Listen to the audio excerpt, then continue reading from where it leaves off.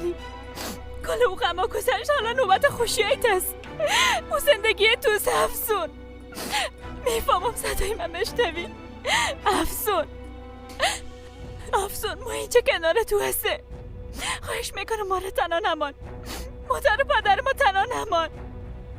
مرا تنها نمان لطفاً. مرا جزا نده.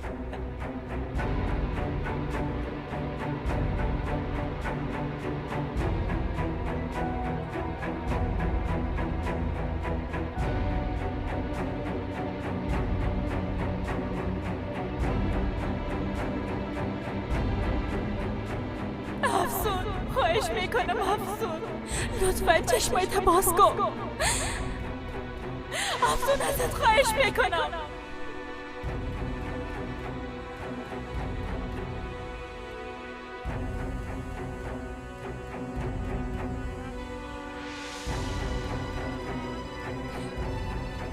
استاد قلبش ضربان پیدا کرد.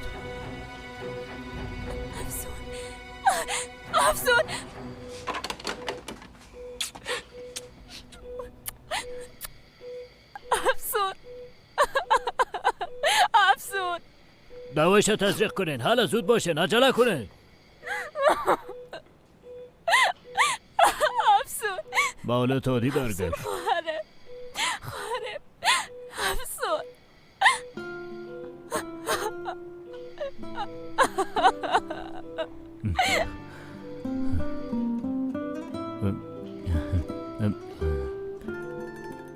خانم محترم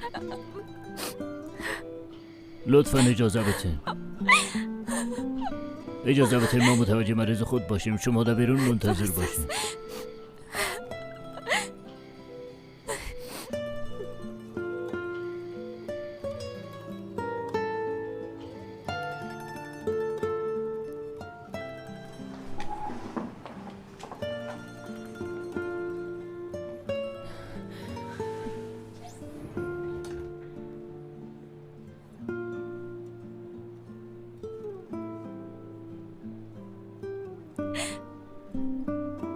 افسون زنده است. تو بالاخره چهره اصلی افسون خود دیدی.